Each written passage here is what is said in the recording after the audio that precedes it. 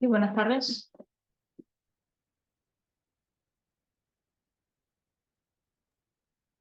Buenas tardes, Celia. Hola, buenas tardes. Buenas tardes a todos los asistentes. Hoy, día 12 de diciembre, que vamos a celebrar nuestra última webinar del año 2023. Comienzo con las presentaciones. Nos acompaña esta tarde Juanjo Guijarro Baco, que es experto en el ámbito laboral, grado social, colegiado en Sevilla y ejerciente libre desde el año 2006, con despacho propio y se dedica fundamentalmente a todo lo que es la gestión y el asesoramiento en materia laboral, contratación, extinciones de contratos, ERTES, y luego con actuaciones en más de 200 procedimientos laborales.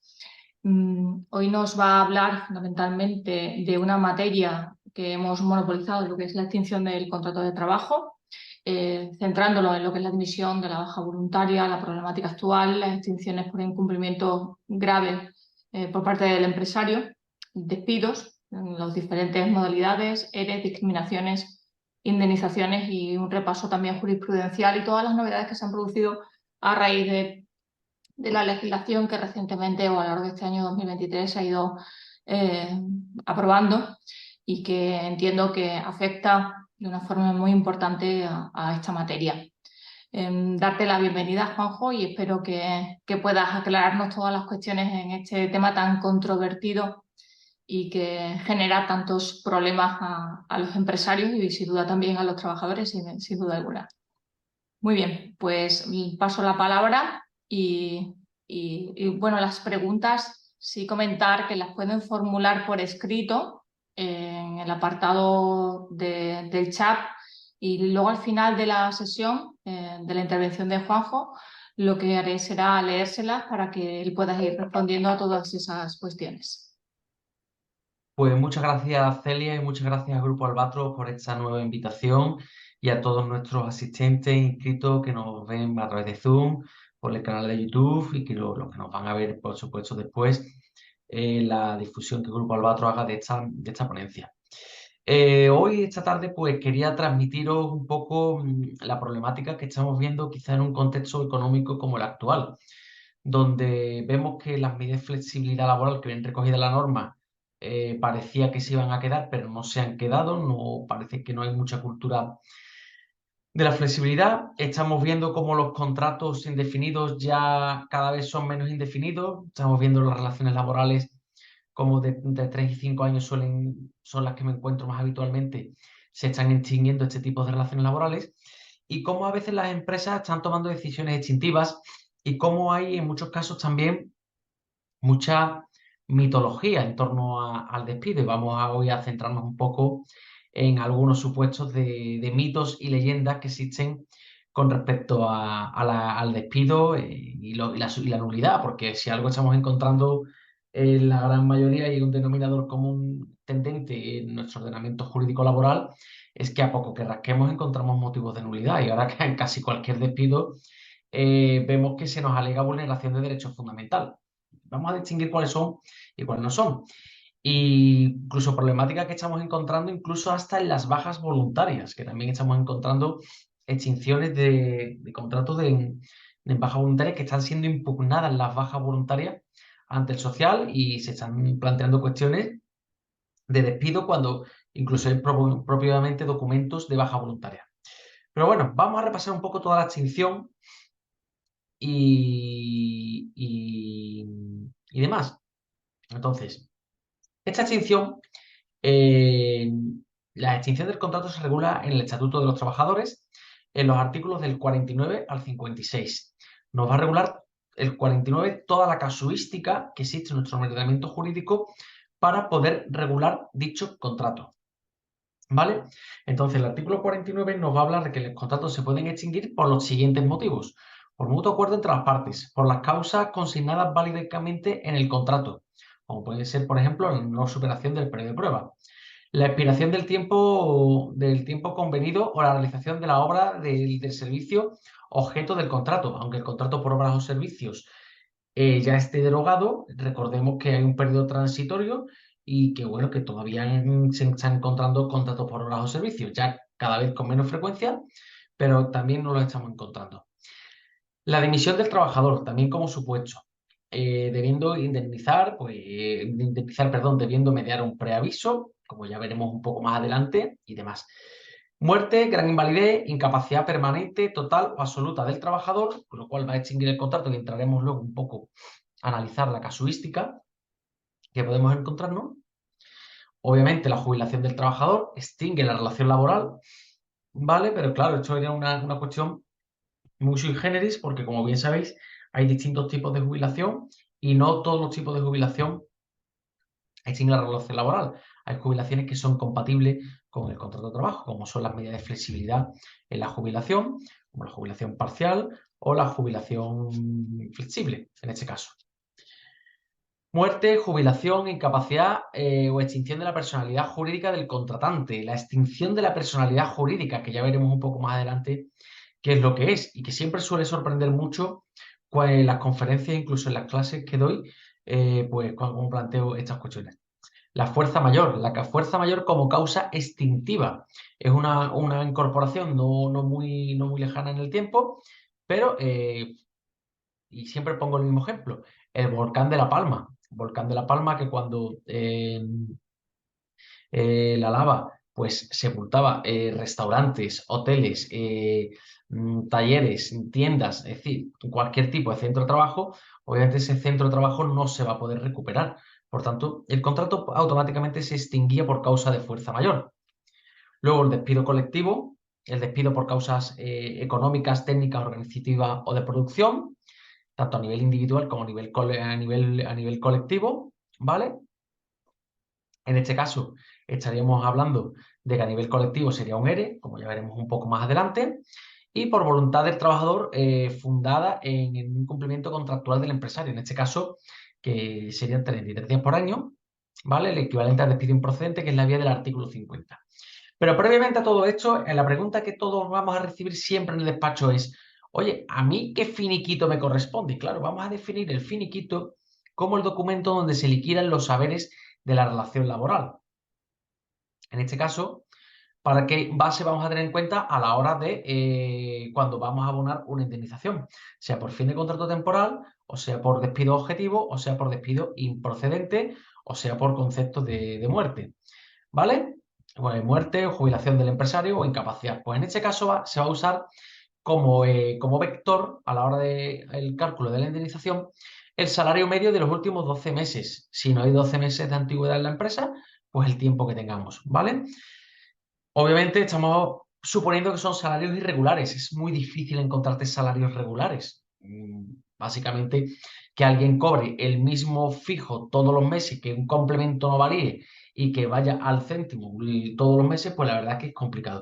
Por eso siempre es habitual encontrarnos en los procedimientos laborales, en la jurisdicción social, el concepto de, oye, ¿a ti cuánto te sale el despido? Oye, pues a mí sale tanto. ¿Y de dónde lo has sacado? ¿A cuánto te sale el salario diario? Y es por hecho, por la variación de los 12 meses.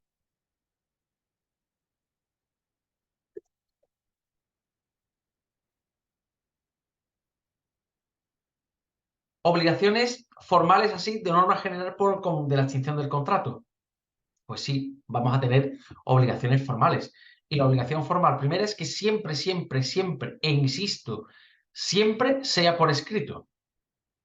¿Por qué? Porque es la única manera fehaciente de dejar constancia de la extinción de la relación laboral, bien sea como baja voluntaria o bien sea como causa extintiva por motivo de la empresa, a raíz del empresario, o incluso del trabajador, cuando se decida extinguir la relación laboral por pase a jubilación, que menos que se le notifique a la empresa por escrito para que la empresa tenga un justificante. Y recordar también para nosotros que en el sistema red nosotros somos responsables de lo que transmitimos. Y cuando nos dimos de alta todos en sistema red, firmamos una declaración que vamos a transmitir la realidad y que en cualquier momento, no lo hace la administración, pero puede pedirnos los justificantes de por qué transmitimos unas cuestiones y no otras. O si hay algún tipo de error, tener la documentación. Imaginaros que nos equivocamos en la clave y en vez de picar baja por pasa jubilación, nos equivocamos, ponemos baja por fallecimiento, nos equivocamos en el código.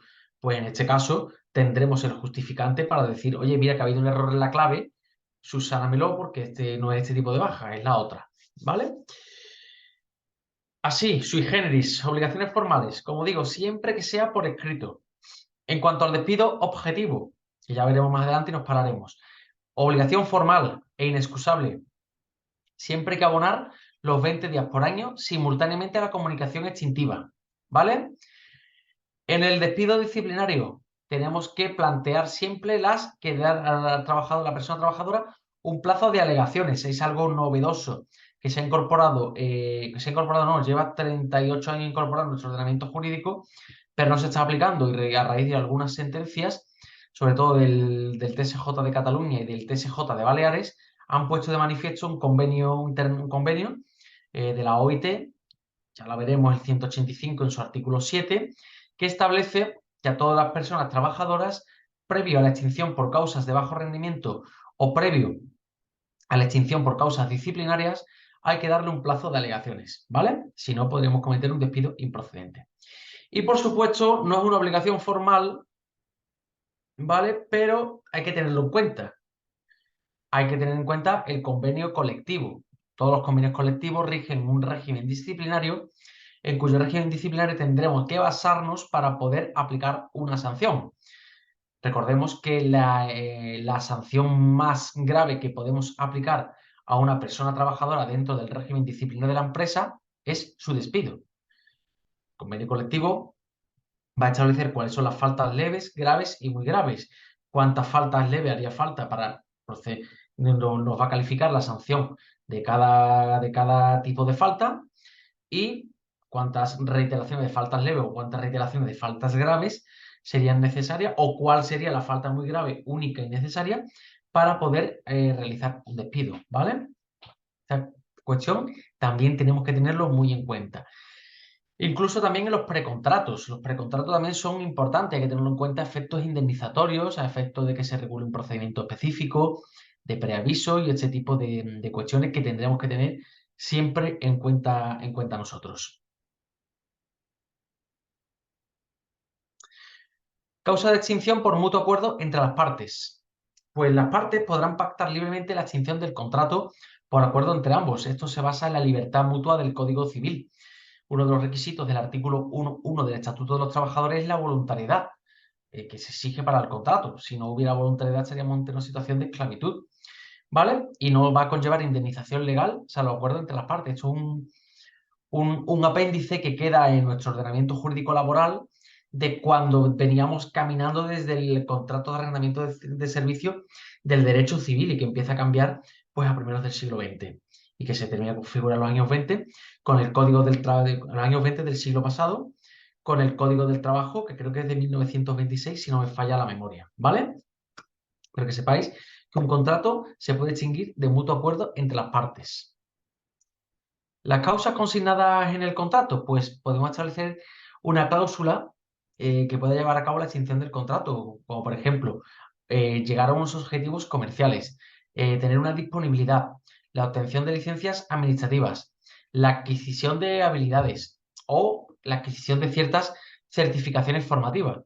Las cláusulas deben ser legales y con objetivos siempre alcanzables. Es lógico, tú no puedes poner un comercial que tiene que vender 1 millón de euros en producto cada mes si el objetivo es absolutamente inalcanzable. Eso se ve mucho en los despidos por bajo rendimiento. El bajo rendimiento, y ya me pararé un poco, una de las cuestiones es, el bajo rendimiento es con respecto a quién y con qué comparativa y cuál es la producción media y cuál es la producción habitual. Y tendremos que ver todos esos análisis que son necesarios para intentar acreditar mínimamente un bajo rendimiento. Pero como digo, en cuanto a las causas consignadas en contrato, tenemos que son causas que pueden llevar también a la extinción del contrato.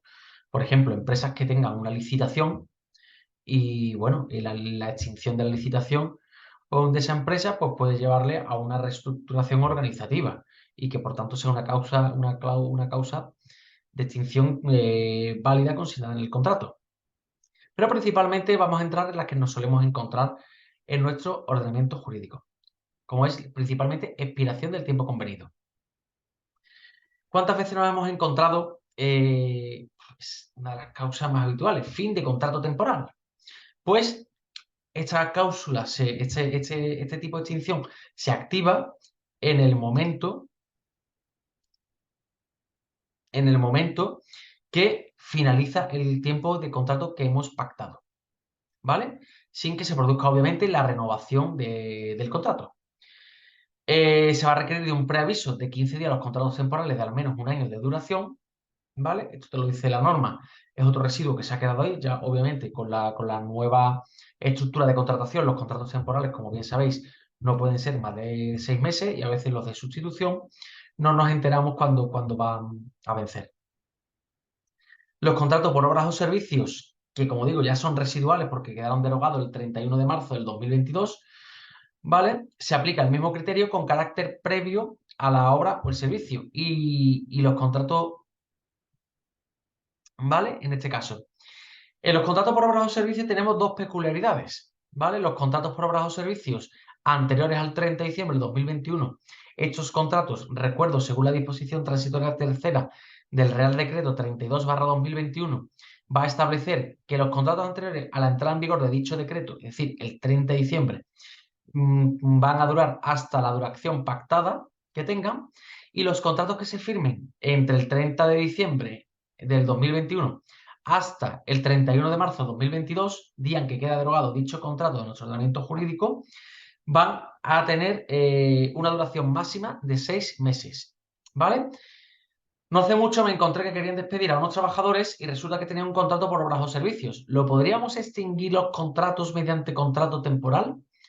Dije, no, se podría hacer, pero obviamente esos contratos están en fraude de ley y por tanto nos vamos a encontrar ante un despido improcedente, ¿vale? Nos encontraremos ante un despido improcedente. ¿Por qué un despido improcedente? Porque si el contrato está en fraude de ley, como bien sabéis, un contrato en fraude de ley automáticamente se convierte en un contrato indefinido a tiempo completo. Y dicho contrato indefinido a tiempo completo, en este caso, al haber hecho la extinción del contrato fuera de las vías que marca la ley, como son las causas objetivas o disciplinarias, o cualquiera otra de las que se regulan en el artículo, los artículos 50, 51, 52 y 54 del Estatuto de los Trabajadores, ¿vale? Pues en este caso, la forma y efectos de despido va a ser absolutamente improcedente, ¿vale? Y los que hacéis prácticas jurídicas, pues no es recordar los tiempos de los contratos por obras o servicios. Los despidos más fáciles que había de defender cuando tú ibas por un trabajador eran los contratos por obras o servicios. Es que casi todos estaban en fraude de ley, porque en las empresas no definían la causa temporal de la obra o el servicio con la autonomía y sustantividad propia como requería en su momento el artículo 15 del Estatuto de los Trabajadores en su redacción anterior al Real Decreto Ley 32/2021, ¿vale? Como es en este caso. Pero principalmente, ahora que tengamos en cuenta que si nos llega un contrato por obras o servicios, tenemos que ver si es anterior al 30 de diciembre, por tanto tendremos que entonces proceder a analizar su causa temporal, y si es posterior al 30 de diciembre, una duración máxima de 6 meses. Si está en vigor ese contrato, obviamente está en fraude de ley. En los contratos temporales, la indemnización, en este caso va a ser de 12 días por año, ¿vale? Serán 12 días por año. En los contratos de sustitución, práctica y formación no llevan indemnización ninguna de fin de contrato temporal, ¿vale? En este caso no hay. Y ojo, que si hay fraude de ley, como digo, y se extingue un contrato temporal en fraude de ley, se trata de un despido improcedente, ¿vale? Me paro en lo de contrato de sustitución, prácticas y formación. No conllevan indemnización. Aquí hubo, sobre todo, contratos prácticas y de formación no van a conllevar ningún tipo de indemnización adicional extintiva. Y sin embargo, el contrato de sustitución se debatió si tenía, si no tenía, que el TJUE había resuelto que era el equivalente a un despido objetivo, que creo que el que redactó esa sentencia conocía poco nuestro ordenamiento jurídico, la verdad, no estaba muy puesto la persona que redactó eso. Y al final se resolvió que el contrato de sustitución no conlleva indemnización, ¿vale? En este caso se resolvió así y así se adaptó a nuestra norma. Dimisión del trabajador. Otra de las causas. ¿Cuántas veces nos llaman y dicen, oye, que fulanito ya no quiere seguir trabajando en la empresa, que se va. Digo, bueno, porque te firmo un documento diciendo que se va, ¿no? Para justificarlo mínimamente, Y el trabajador puede continuar, puede renunciar, perdón, a la relación laboral por su propio desistimiento. La libertad, obviamente, de contratación basada en el Código Civil y demás. El trabajador tendrá que preavisar con 15 días de antelación, con preavisar con los 15 días de antelación. Si no lo hace, ¿vale? La ley se permite penalizar al trabajador con 15 días de salario, ¿vale? Y en este caso, pues, o 15 días de salario o los días que le falten de preaviso. Y la nómina no puede ser negativa en la penalización. Obviamente, si el trabajador te dice el día 2 que el día 3 ya no va y ya le has pagado, pues obviamente el trabajador no te va a devolver dinero. Está claro que no, que la nómina no puede ser negativa. El trabajador, básicamente porque las multas de haberes están prohibidas en nuestro ordenamiento jurídico. Las sanciones de haberes están prohibidas en nuestro ordenamiento jurídico para los trabajadores. ¿Qué problemas podemos encontrar aquí? Que el trabajador deje de aparecer por la empresa, que no haya hecho comunicación alguna, que lo que tengamos es el silencio y que cuando lo demos de baja, el trabajador aparezca con un parte de médico por incapacidad temporal, diga que se ha despedido y, o simplemente me he encontrado incluso casos de una persona que firmó una baja voluntaria, ese caso ya es muy random, y, y dicha baja voluntaria fue impugnada ante la jurisdicción social alegando que tomaba una medicación que anulaba su voluntad y que por tanto firmó dicha baja voluntaria bajo los efectos de la medicación. Por tanto, pudo acreditarlo con informes médicos que su voluntad estaba anulada y un informe médico pericial y el juez declaró improcedente dicha extinción de la relación laboral. Es decir, pues, cuidadito con las extinciones voluntarias que a veces las carga el diablo. No suele dar problemas, pero a veces sí las suelen dar. Sí las suelen dar.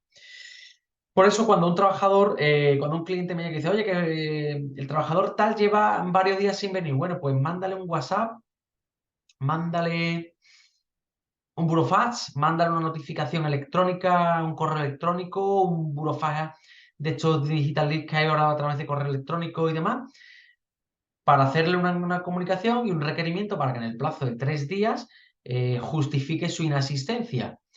Y que en caso de contrario de no justificar su inasistencia, entenderemos que ha habido un desistimiento voluntario por su parte. Que da señales de vida y no justifica, bueno, pues ya abriremos el correspondiente expediente para que en este caso pueda hacer alegaciones y proceder a su despido. Es decir, como os quiero transmitir también que el despido se ha burocratizado mucho. Esto de automáticamente procedemos a la extinción del contrato y lo despedimos, esto ya se ha complicado bastante porque nos podemos encontrar que hayan sentencias que digan que hay defectos de forma en el despido. Es habitual encontrarte despidos donde la empresa en el fondo lleva razón, pero hay defectos de forma. Entonces, ante defectos de forma, siempre habrá algún profesional que sabe atacarlo y siendo serios, nos dedicamos a esto. Vivimos de esto. Entonces, hay que tener mucho cuidado tanto en el fondo como en las formas. Sobre todo, cuidar más las formas que a veces que el fondo, que a veces son más importantes. Muerte, gran invalidez, incapacidad permanente o jubilación del trabajador. Pues tenemos en cuenta que la muerte, obviamente, extingue la relación laboral, el trabajador no va a poder venir de ultratumba a seguir prestando sus servicios.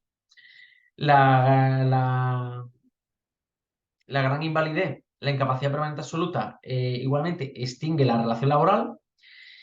La incapacidad permanente, que es donde suele haber más problemas, ¿extingue la incapacidad permanente total la relación laboral? Si el trabajo es compatible con las lesiones y hay opciones de recolocación, sí.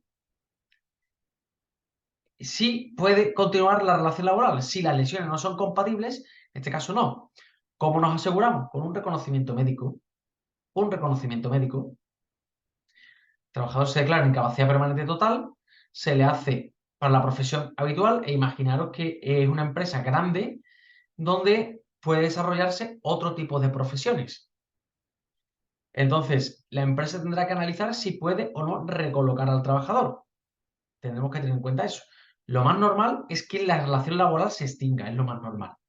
Pero también tener en cuenta una cosa, que la incapacidad permanente total da derecho de reserva de puesto de trabajo durante 24 meses. Es decir, si en el plazo de 24 meses una persona trabajadora le es revocada la incapacidad permanente total por mejoría, en este caso, el trabajador tiene derecho de volver a su puesto de trabajo y entonces es la empresa la que tiene un problema en este caso. No es sólido encontrar, no es habitual encontrarse casos así, pero que sepáis que existen ese tipo de casuísticas también en la norma. Obviamente, también la jubilación, también si es total, siendo compatible con otras jubilaciones, como parcial o flexible en el trabajo. Casuística que se me queda atrás de la incapacidad permanente total y la problemática que suele dar en cuanto a la extinción de la relación laboral. Como digo, la reserva de puesto de trabajo si es revocada, ¿vale? Y sobre todo, tener en cuenta una cosa, el reconocimiento médico. El reconocimiento médico es fundamental si la empresa pudiera tener otro tipo. No vayamos a extinguir la relación laboral, ¿vale? En este caso, y, eh, y el trabajador nos demande por despido porque diga que hay opción de recolocación y no se le ha intentado recolocar en ningún momento. Y al menos el juez puede entender que hay una amortización de puestos de trabajo y que será indemnizado a razón de 20 días por año. Y eso lo puede entender un juez perfectamente. Entonces tenemos que tener mucho cuidado en ese aspecto. ¿Vale? ¿Por qué? Porque la jubilación, la incapacidad o la muerte, en este caso del trabajador, no conlleva ningún tipo de indemnización. No conlleva ningún tipo de indemnización, ¿vale? E insisto, e insisto, eh, la reserva de puesto de trabajo en caso de incapacidad permanente es de 2 años, en caso de mejoría o revocación de la incapacidad permanente. Y reitero nuevamente, no conlleva indemnización siempre y cuando que sea por enfermedad común. No hay que confundir si se deriva de accidente laboral, que en este caso sí va a conllevar indemnización, pero no por la extinción de la relación laboral, sino por las lesiones, la indemnización por las lesiones que se generan y la reparación del daño.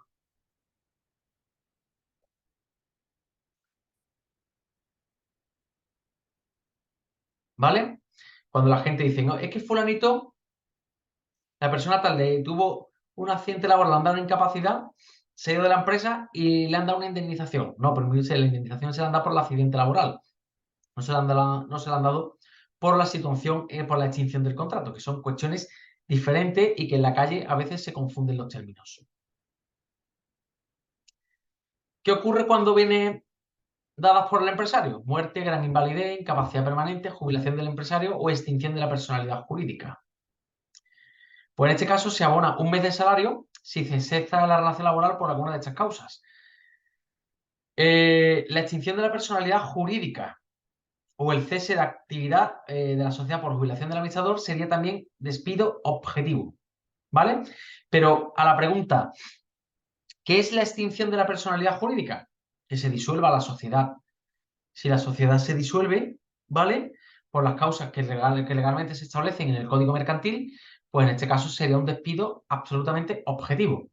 La extinción de la personalidad jurídica también se puede conllevar a través de la liquidación de la sociedad por orden del juzgado mercantil, que también puede ordenar que se liquide dicha sociedad.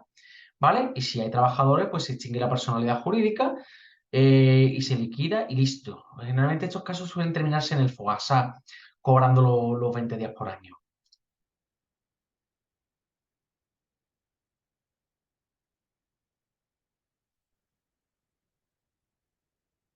Fuerza mayor. Pues esta situación concreta la legislación como hechos extraordinarios, imprevisibles o inevitables que imposibilitan definitivamente el desarrollo del trabajo. Incendio, inundación, volcanes, terremotos, este tipo de cuestiones que van a imposibilitar que la empresa pueda continuar con su actividad. En muchos casos, lo de incendio, inundación y demás, pues en Sevilla hubo un caso muy famoso que fue el incendio de la fábrica de Ibarra. Se aplicó un ERTE, por ejemplo, la de Burgos de Campofrío, el incendio de la fábrica de Campofrío también fue muy conocido, se aplicó un ERTE en ese caso, ¿vale? Pero porque la empresa y las aseguradoras pudieron reconstruir la fábrica. Pero imaginaros el volcán de La Palma o el terremoto de Lorca, que son hechos trágicos, naturales, donde difícilmente en muchos casos el centro de trabajo podrá reanudar la actividad porque ha sido completamente destruido el centro de trabajo. Entonces, en este caso, se indemniza a razón de 20 días por año en caso de extinción del contrato por causa de fuerza mayor.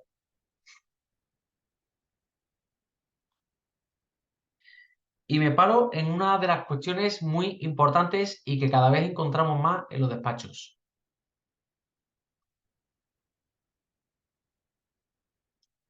La extinción por el artículo de la extinción por la vía del artículo 50 del Estatuto de los Trabajadores. El artículo 50 establece que son causas para que el trabajador pueda solicitar la extinción, porque es el único caso donde en nuestro ordenamiento jurídico se recoge que el trabajador solicita la marcha voluntaria, ¿vale? Pero hay que solicitarla ante el juez.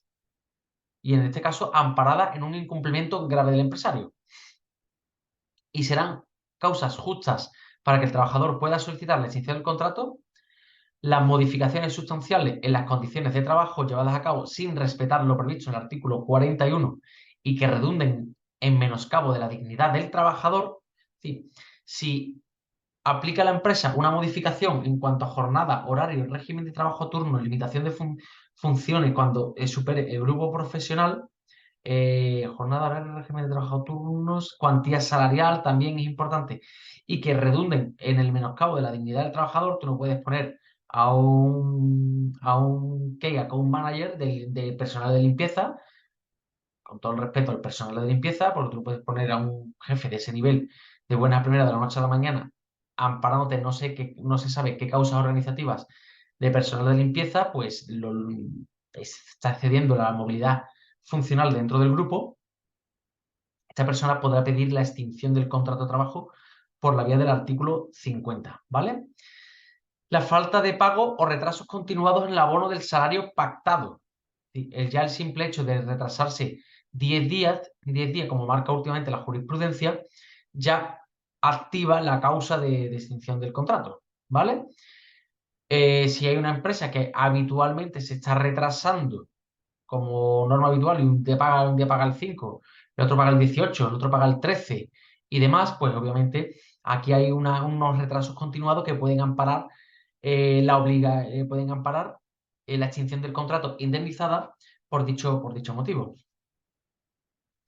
Cualquier otro incumplimiento grave de obligaciones por parte del empresario, salvo los supuestos de fuerza mayor, así como la negativa a reintegrar a los trabajadores en las condiciones de trabajo previstos en los artículos 40 y 41 cuando una sentencia judicial los haya declarado injustificados, ¿vale? Si tenemos alguna modificación sustancial del contrato de trabajo, un juez lo declara injustificado y la empresa no aplica las sentencias, podría pedir la extinción de dicho contrato, ¿vale? Indemnizada y muy obligaciones. Entonces, por ejemplo, en los casos de acoso laboral, de moving, de acoso por razón de sexo, pues se terminan extinguiendo los contratos por este tipo de cuestiones. Por eso es importante tener un protocolo de acoso, porque cuando tengamos un caso de acoso por razón de sexo, la empresa pueda ampararse en que ha activado el protocolo, que lo ha hecho todo correctamente conforme a ley y no se pueda encontrar una demanda extintiva, porque las demandas extintivas, en este caso, la empresa va a tener que extinguir el contrato y terminar indemnizando a esa persona trabajadora, ¿vale? E insisto, el trabajador va a tener derecho a las indemnizaciones señaladas equivalentes al despido improcedente.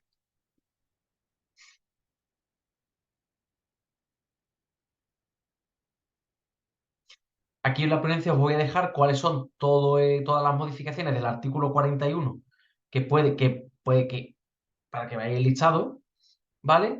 En cuanto a, como le hace referencia al menoscabo de la dignidad y cuando la empresa no cumpla las cuestiones tras una sentencia en cuanto al artículo 41, para que veáis cuáles son las materias del artículo 41 que se pueden modificar conforme a las causas y normativa y procedimiento que marca la ley, ¿vale? Que sepáis que la empresa podrá modificar la jornada, el horario y distribución del tiempo de trabajo, el régimen de trabajo a turnos, sistema de remuneración y cuantía salarial, sistema de trabajo y rendimiento, funciones cuando cedan de los límites para la movilidad funcional del artículo 39 cuando lo exponía, en este caso.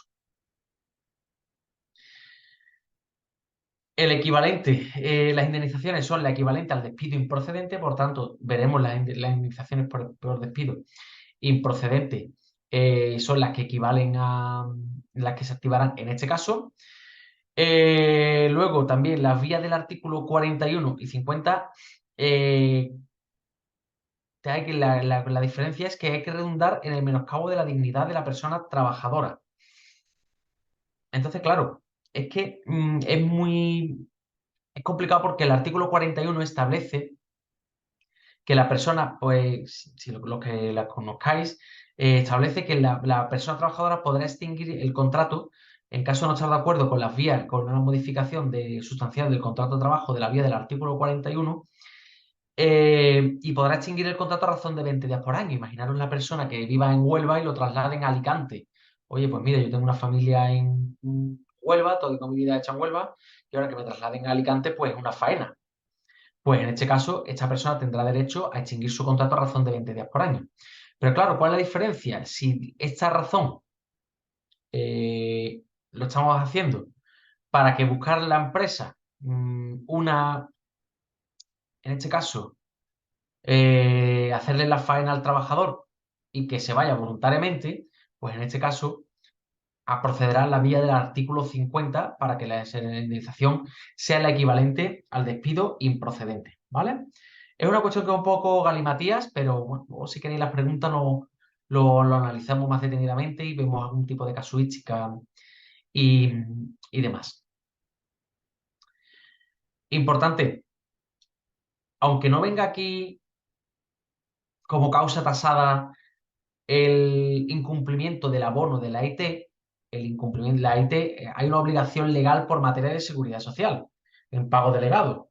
Por tanto, cuidadito con las empresas que también dejan de abonar la incapacidad temporal o el simple hecho de no abonar el complemento IT que marca la norma, que también puede ser causa de extinción.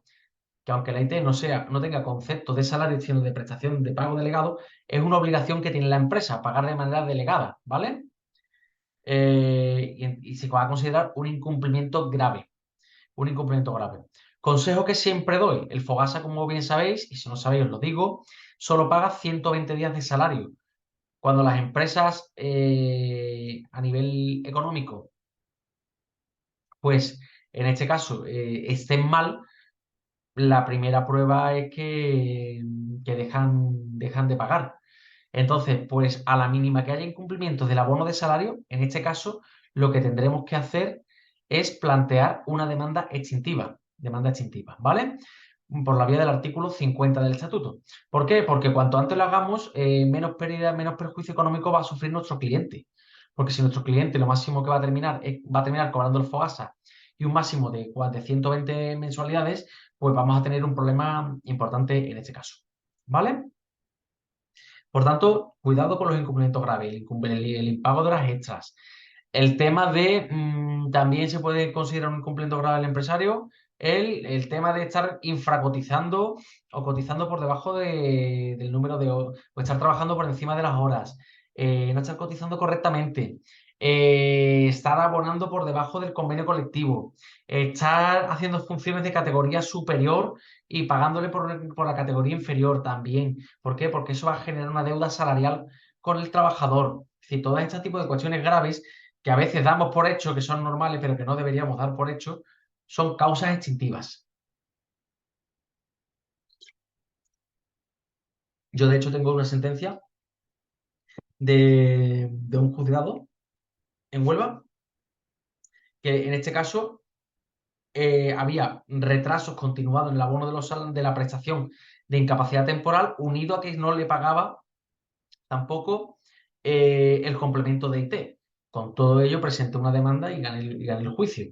Y le costó a la empresa un dinero importante dicha cuestión. ¿Por qué? Porque la indemnización luego es la equivalente al despido improcedente. Por tanto, tenemos que tener en cuenta todo esto. En cuanto a las causas objetivas. Las causas objetivas. Vienen reguladas en el artículo 51.2, ¿vale? Del Estatuto de los Trabajadores.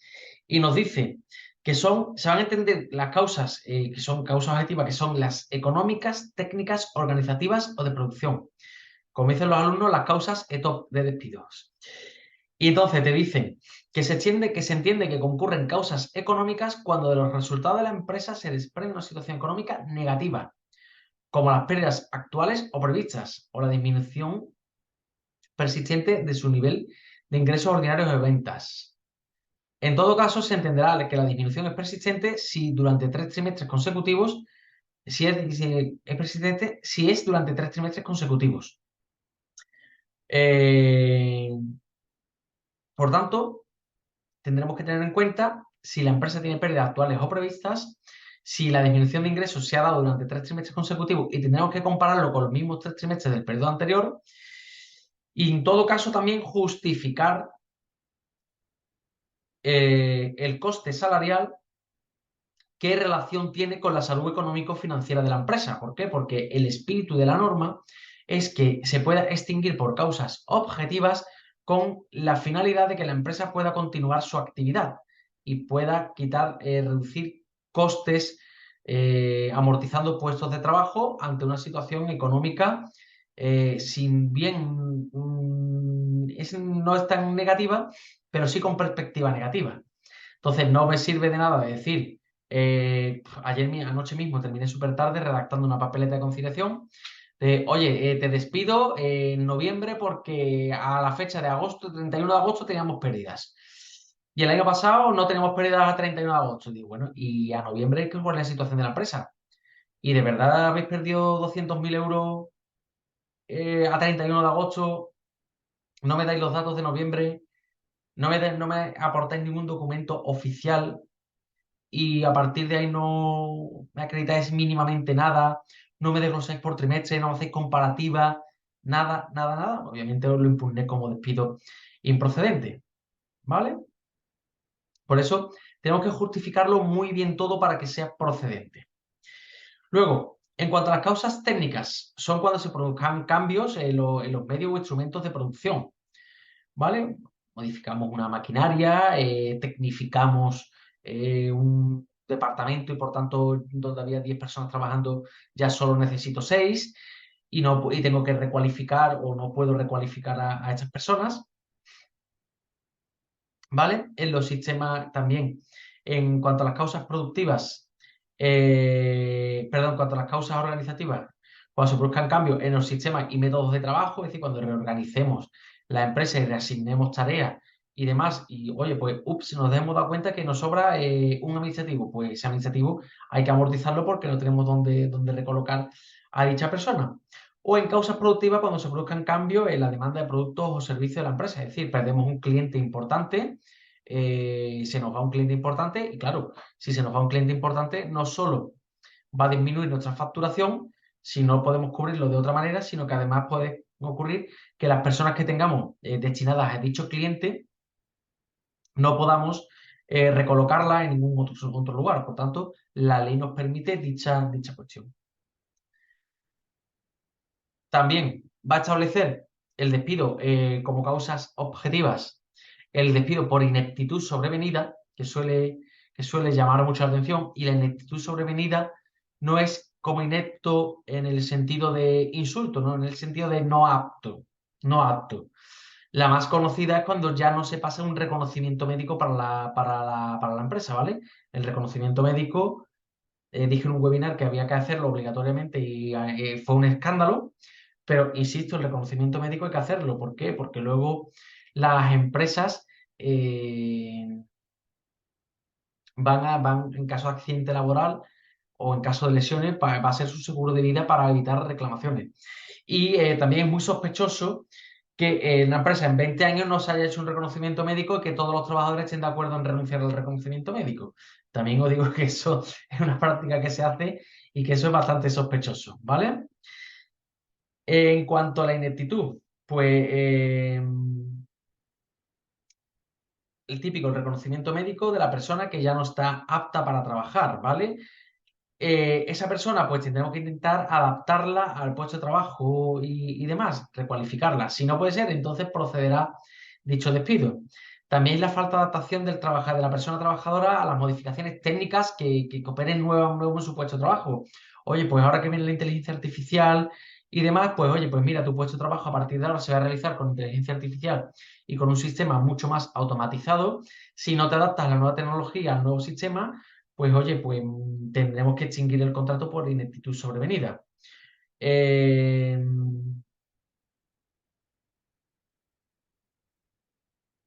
¿Vale? Entonces, el tiempo mínimo que tengamos que verlo son 2 meses. Son 2 meses, ¿vale? Que al menos que sean 2 meses de una formación, que sea una formación duradera, potente, que podamos acreditar que hemos intentado formar bien a esa persona. ¿Vale? Eso es importante. Que podamos acreditar siempre, en todo momento, que hemos intentado formar a esa persona, que no hemos intentado adaptarla, que le hemos dado todos los medios para que se pueda adaptar y que esa persona es la que no ha podido realizarlo. Eso es algo que tenemos que tener también claro en este aspecto previo a realizar la decisión extintiva. ¿Por qué? Porque en ese momento, como no hagamos todo esto, nos vamos a encontrar que la relación laboral que hecha esta extinción se pueda calificar como improcedente. Pero claro, como dije antes, el despido objetivo, cuando afecta a un número de trabajadores, pasa a ser un despido colectivo y pasa a llamarse un ERE. La palabra ERE es el acrónimo de Expediente de Regulación de Empleo. Como tal, no existe en nuestro ordenamiento jurídico, en el Estatuto de los Trabajadores, pero sí obliga a la tramitación de un expediente.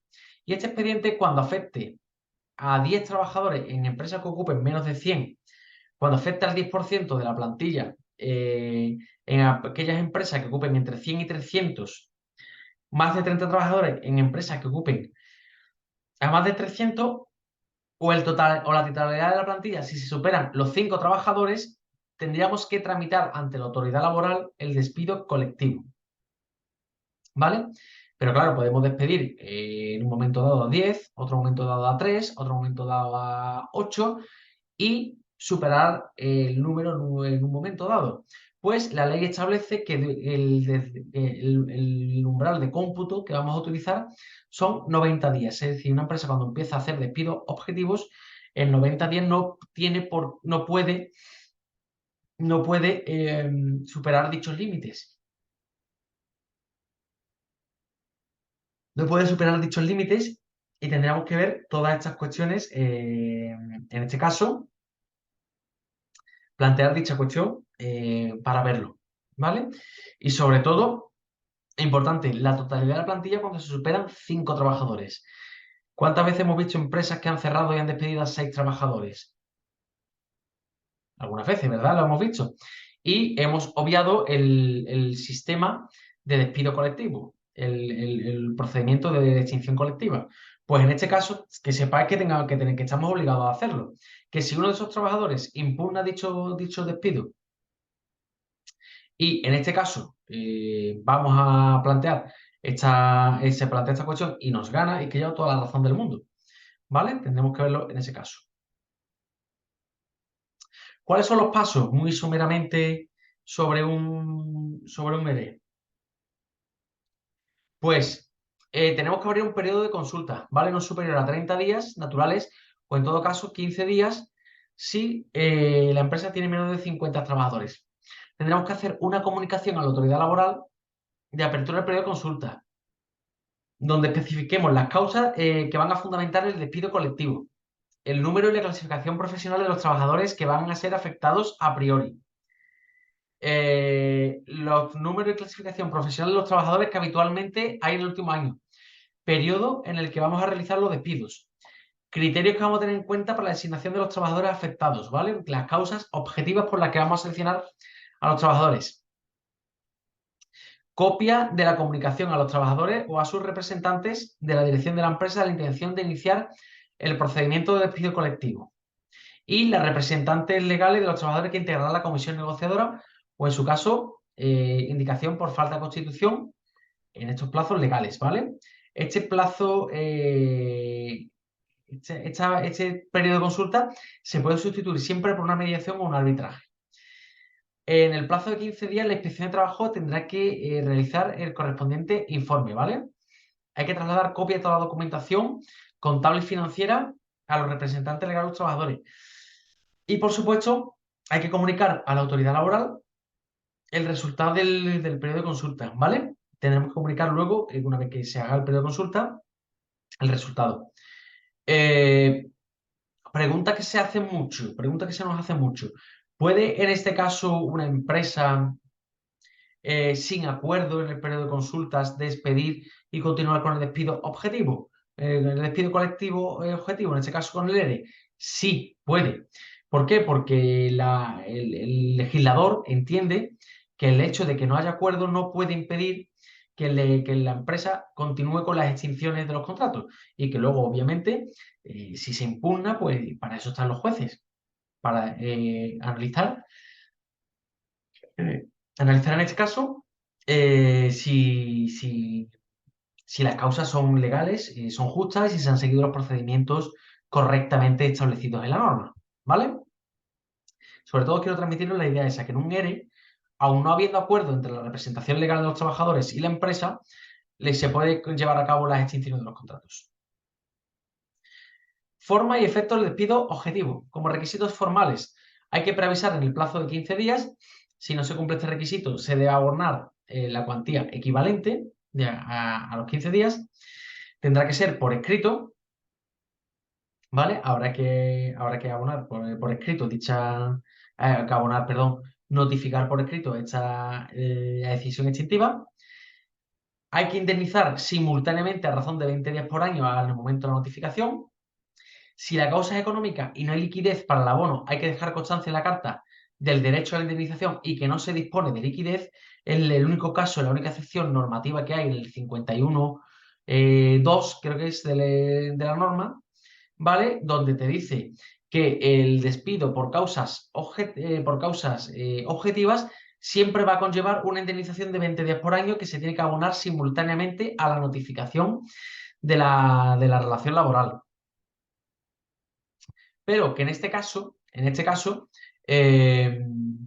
si la causa es económica y la empresa no dispone de liquidez, tendrá que dejar constancia del derecho a la indemnización y tendrá que dejar también constancia de que no dispone de dicha liquidez y anunciarlo al trabajador. Si se incumple el plazo de preaviso, no hay problema de ningún tipo, no va a conllevar la falta de preaviso, no va a conllevar la improcedencia del despido, se abona y listo.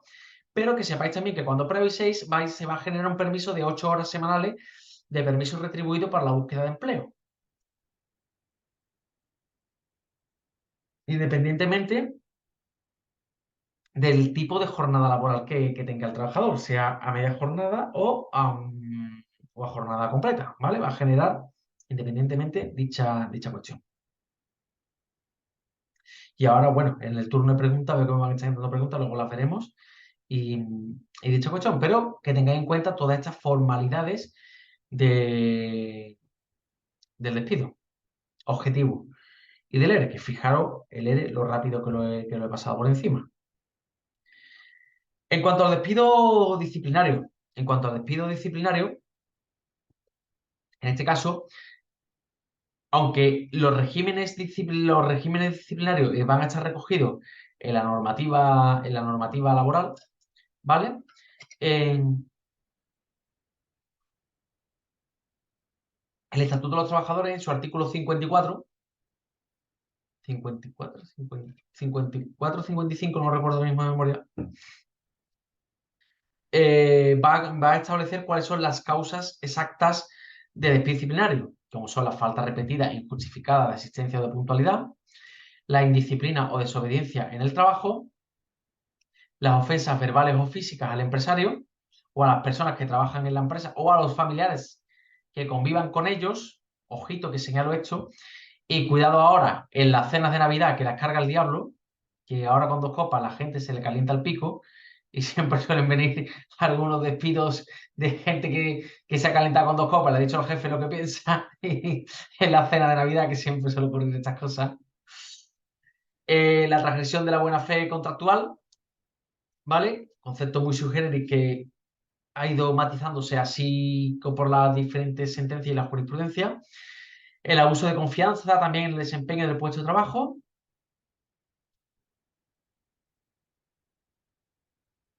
Disminución continuada y voluntaria en el rendimiento del trabajo también, o normal de la empresa. También en este caso vamos a ver dicha cuestión cuando los casos estos de haya un bajo rendimiento, y los bajos rendimientos son los más difíciles de justificar del mundo. No conozco ninguna sentencia de bajo rendimiento que haya sido improcedente, que no digo que no las haya, es que yo no la conozco desde mi experiencia profesional.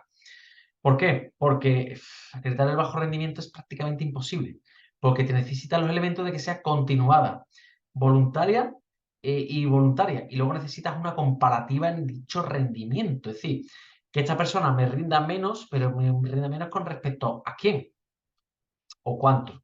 Entonces, esas cuestiones siempre hay que tenerlas en cuenta, ¿vale?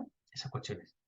Luego, la embriaguez habitual o toxicomanía, si repercuten negativamente en el trabajo, es decir, que alguien sea una persona que tenga tendencias a la embriaguez, a la toxicomanía, y no repercute negativamente en el trabajo, pues en este caso poco se podrá hacer, ¿vale? Y sobre eso hay sentencias, sobre estas cuestiones hay ya bastantes sentencias. Luego, obviamente, el acoso por razón de origen racial, étnico, religión, convicciones, discapacidad, edad, orientación sexual, acoso sexual o por razón de sexo al empresario o a las personas que trabajan en la empresa, ¿vale? También está introducido en nuestro reordenamiento jurídico laboral como causa de despido, ¿vale? El acoso por razón de origen racial, étnico, religión, en fin, entonces causas que son discriminatorias. Causas que son discriminatorias hacia las personas trabajadoras que trabajan en la empresa, ¿vale? Claro, aquí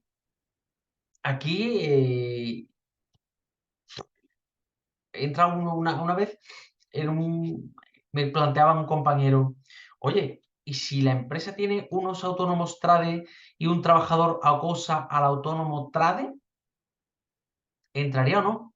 Porque la ley habla de que trabajan. Bueno, el legislador está entendiendo que sí, que en este caso, si hay un acoso por razón de sexo de un trabajador a una trabajadora trade que haya en la empresa, las medidas disciplinarias tendrán validez, aunque no sea una trabajadora propiamente dicha, porque las personas trabajadoras trade estarán incluidas dentro de los protocolos de acoso. Por eso, el protocolo de acoso, aparte de que es obligatorio, es importante que lo tengamos.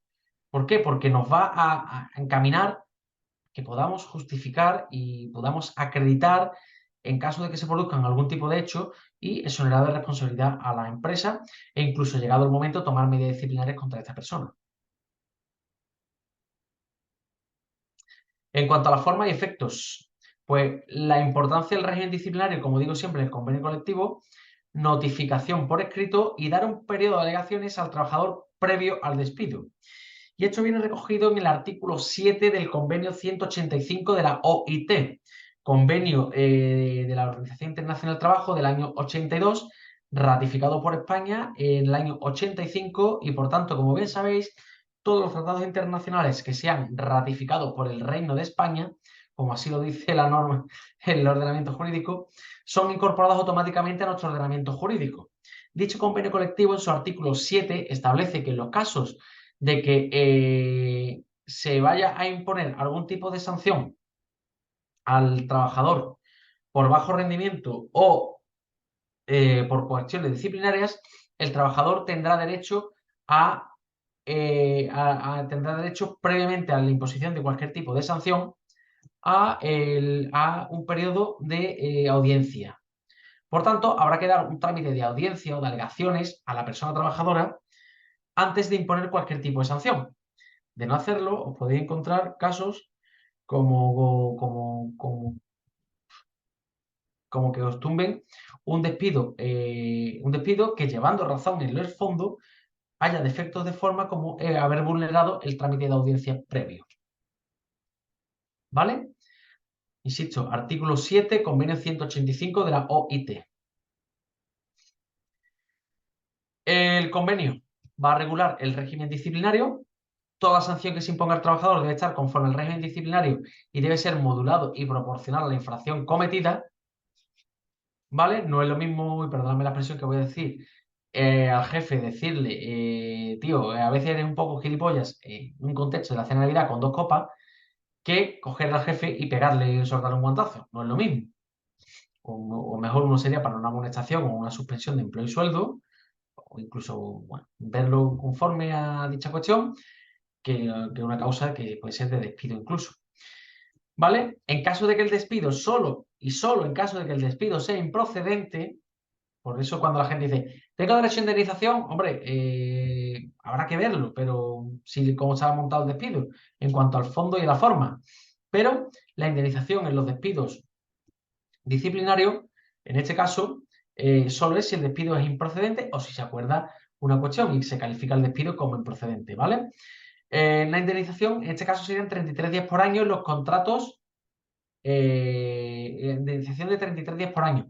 En los contratos anteriores al 12 de febrero del 2012 son 45 días hasta esa fecha. Hay una calculadora maravillosa que todos utilizamos, calculadora CGPJ, que mete los datos del inicio de la relación laboral, el dato de fin de la fecha de extinción de la relación laboral, pones el salario por diario, por mensual o por anual y te lo calcula automáticamente todo, ¿vale? Y te dice cuáles son los tramos y demás. ¿Qué problemática nos solemos encontrar? Que la carga de la prueba la tiene la empresa. La carga de la prueba la tiene la empresa. Que los hechos no estén claramente expuestos en la carta. Insisto, el mejor argumento en un despido para la empresa es una buena carta de despido.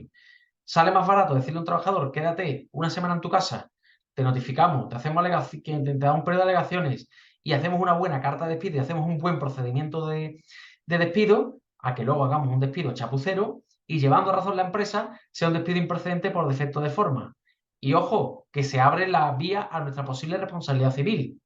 ¿Por qué motivo? Porque si hay una sentencia que dice que hay defectos de forma en la carta de despido y que está mal hecha, ¿quién ha hecho la carta de despido? Tú. Pues tú, como asesor laboral, como abogado social, como abogado, como administrador de finca, como economista que ha hecho la carta de despido, como asesor en general, pues te puedes encontrar que dicha carta de despido sea improcedente, ¿vale? Y se abre la vía a tu posible responsabilidad civil. Por eso hay que tener mucho cuidado. Yo siempre doy como consejo a todo el mundo que cuando viene algún despido disciplinario, que os manden un correo con los hechos y os detallen qué es lo que ha pasado. Se analice, se le dé un periodo de alegaciones y tomarlo sin prisa pero sin pausa. ¿Para qué? Para eso mismo, para evitar responsabilidad civil de cualquier tipo. ¿Vale? También otra problemática que nos encontramos, que los motivos que fundamentan el despido no sean de peso para despedir, sino motivo para imponer una sanción menor, y que el juez ordene la readmisión y diga que, oye, que esto puede ser como máximo una suspensión de empleo y sueldo de 15 a 90 días y que ha sido desproporcionado y que por tanto declara nulidad del despido, ordena la readmisión para imponer una sanción menor, como puede ser una sanción conforme al convenio colectivo, que puede ser de 15 a 90 días, ¿vale? Y otro problema, que las limitaciones del poder del empresario, que dicho poder no pueden ir extramuros de la empresa. ¿En qué sentido? En el sentido de que, bueno, lo que haga un trabajador en su vida privada, ¿cómo afecta a la empresa? Pues, oye, pues mira, este tío, esta persona es un tirado, esta persona tiene problemas, incluso, bueno, pero si este buen trabajador cumple con su contrato, cumple con su horario, tiene un buen rendimiento, no tenemos causa de despido. Y, e incluso, pues, hubo un caso muy mediático de un presentador de televisión que fue acusado por su exmujer de haber sido un maltratador, haber sido un agresor de violencia de género. Esta persona interpuso una querella por difamación porque en ningún momento él le había recibido, según él, todo era falso. La empresa, en este caso el medio de comunicación, decidió despedirlo por causas disciplinarias y el despido fue declarado nulo y le han tenido que no solo la nulidad, sino que han tenido que indemnizarle por vulneración del derecho al honor, ¿vale? Han tenido que indemnizarle a esta persona. Por tanto, ojito con estas cosas, que el tema de los actos que se hagan extramuros de la empresa hay que tratarlo con muchísimo tacto más, no vayamos a incurrir en una posible nulidad del despido. Cuidadito, que ahora mismo lo que más se teme son a los despidos nulos.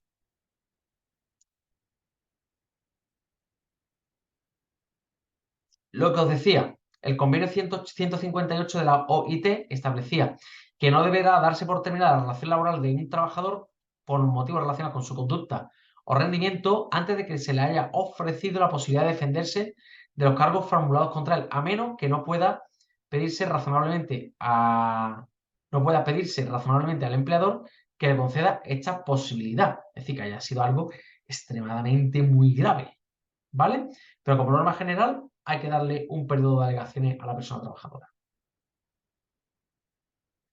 Calificaciones de los despidos. Como bien sabéis, los despidos los vamos a calificar en procedente, improcedente o nulo. ¿Vale?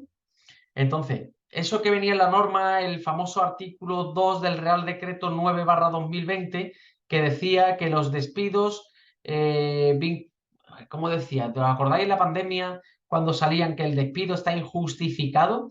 ¿Qué era un despido injustificado? Pues no lo sabemos, los despidos se califican en procedente, improcedente o nulo. Procedente es cuando el despido queda ratificado por el juez dándole validez. Improcedente cuando no queda acreditado los hechos de la carta o existen defectos de forma en el despido realizado, pudiendo la empresa optar por readmitir o indemnizar, ¿vale?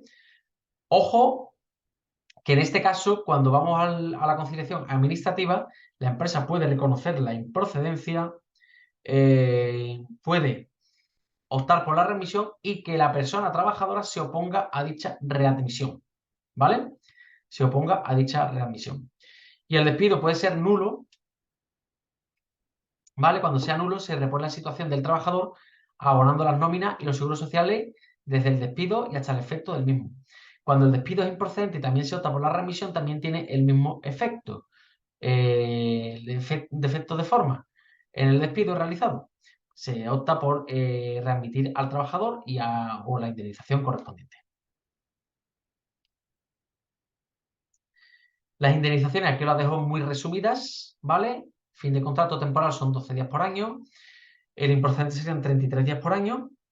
Y si el contrato es anterior al 12 de febrero de 2012, 45 días hasta esa fecha, y de ahí a la fecha de extinción serían 33 días por año. No hay indemnización por fin de contrato de formación, práctica de interinidad, salvo que se acuerde entre las partes. Os dejo aquí el enlace de dónde está la calculadora, ¿vale? Os lo dejo aquí.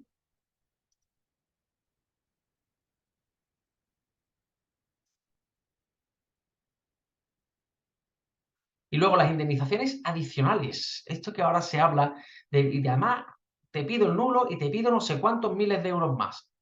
Vale.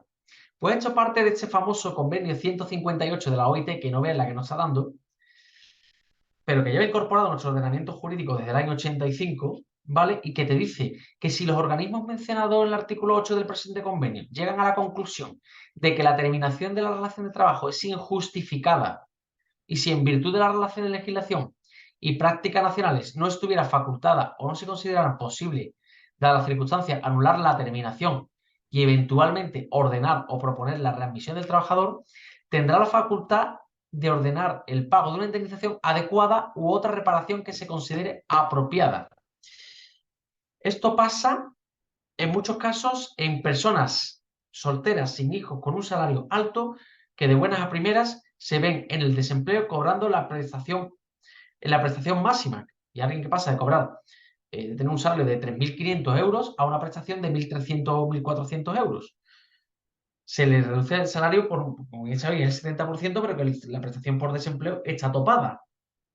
Yo me he encontrado casos así y he pedido indemnizaciones adicionales porque entiendo que, que esta persona está sufriendo un perjuicio económico bastante importante. ¿Vale? Y se pide en ese caso. Tenemos que valorar objetivamente el daño que se le hace al trabajador a la hora de pedir una indemnización adicional. Y si con las indemnizaciones que corresponden, eso va a quedar reparado o no.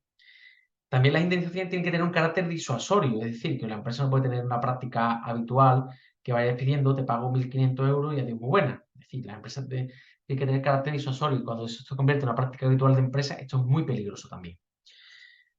Luego, otra cuestión a tener en cuenta, y hay jurisprudencia reciente con respecto a esto, que la LISOS, siendo una ley administrativa, la indemnización mínima de 7.501 euros en infracción grave,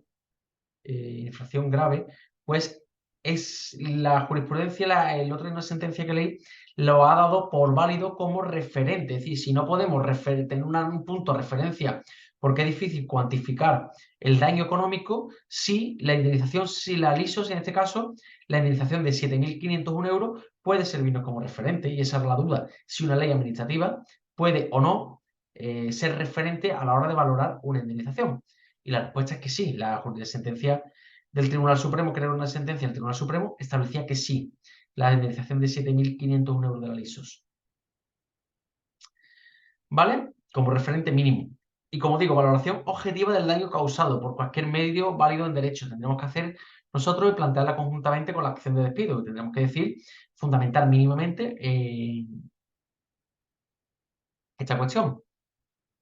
Entonces, tampoco es aceptable rebajar la cuantía de indemnización derivada de daño moral por una vulneración de derechos fundamentales por debajo de la cuantía mínima, ¿vale? Esto es una sentencia, como digo, de la sentencia 397-2023 de 6 de junio del Tribunal Supremo en cuanto a la valoración.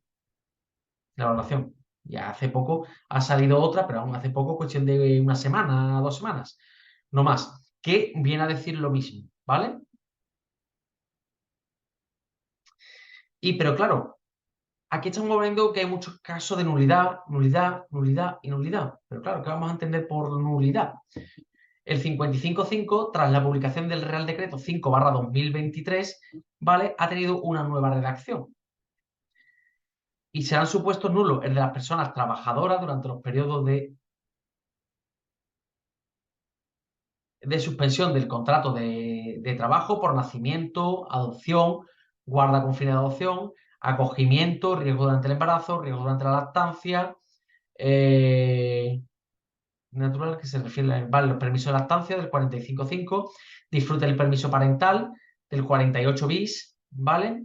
Enfermedades causadas por el embarazo, parto, lactancia, cuando se notifique la decisión en una fecha tal que el plazo de preaviso concedido finalice dentro de dichos periodos, ¿vale? Si una trabajadora dice que está embarazada y automáticamente le notifican el fin de contrato temporal cuando había toda una tendencia a la renovación de dicho contrato, pues oye, esas cosas dan mucho que pensar.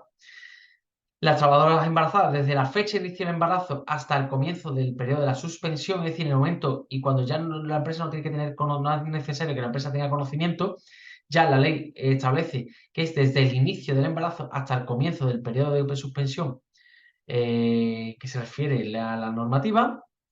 Personas trabajadoras que hayan solicitado uno de los permisos que se refiere al artículo 37, los apartados 3b, 4, 5 y 6, o estén disfrutando de ello, o hayan solicitado, o estén disfrutando de las adaptaciones de jornadas previstas en el artículo 34.8, ¿vale?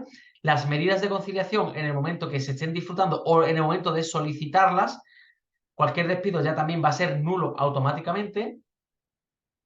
Y cuidado que esto lo carga el diablo, que las peticiones de jornada a la carta, las peticiones de teletrabajo, si esa persona es despedida, ya el despido va a ser nulo de pleno derecho. Y nos reíamos el otro día unos compañeros de, oye, ¿y si mañana un albañil pide teletrabajo, quedaría blindado por la nulidad? No te lo dice la norma. La norma parece que está pensada para casos que se puede teletrabajar en oficina, que todo es cómodo, pero ojito con esto, que tenemos que estar atentos a la naturaleza jurídica de la norma, pero sobre esto no hay jurisprudencia, no hay nada, y de momento vamos sin red. Y que un albañil o un repartidor, cuando vea que lo van a despedir, automáticamente pide una jornada a la carta, o pida una media conciliación, o pida o el teletrabajo, se puede convertir automáticamente en nulo, ¿eh? Cuidadito con estas cosas. Por eso, esas cartas de despido estándar que hemos hecho todos, vamos, el que esté libre de pecado, que tire la primera piedra, esas sui generis donde realmente no dicen nada, pues cuidadito que los jueces ya sobre esas cartas mal hechas que no se fundamentan nada, absolutamente nada, eh, se alegan luego posteriormente nulidad.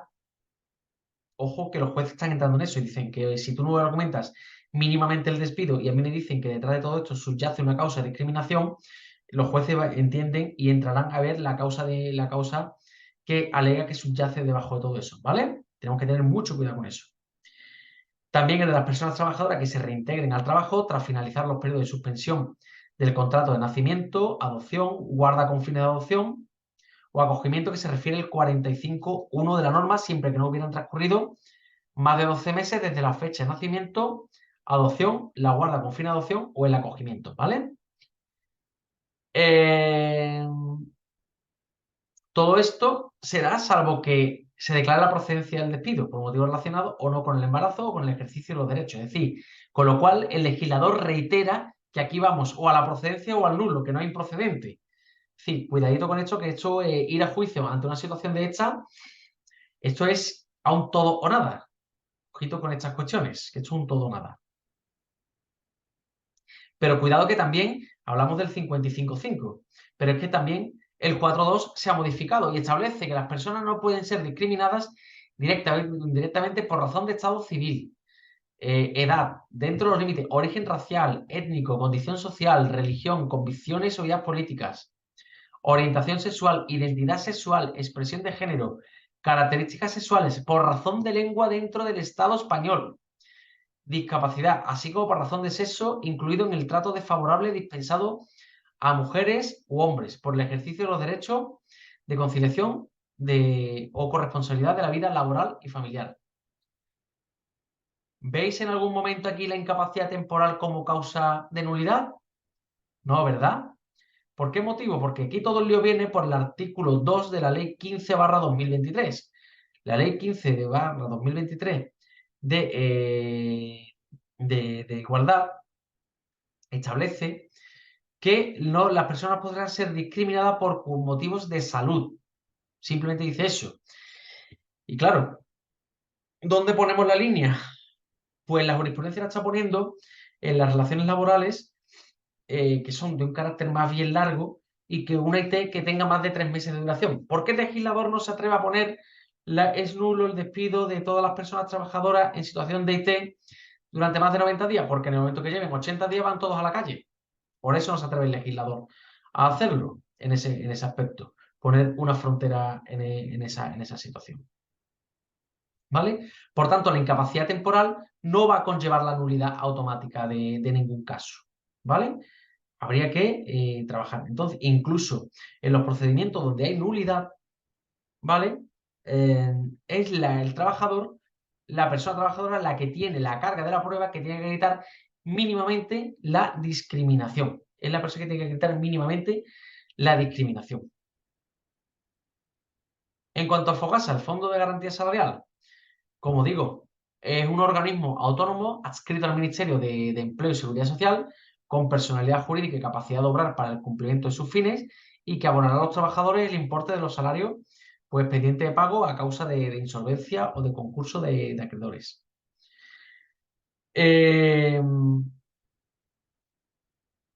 Abona los salarios con las pagas extraordinarias, incluidos los salarios de tramitación pendientes de pago, ¿vale?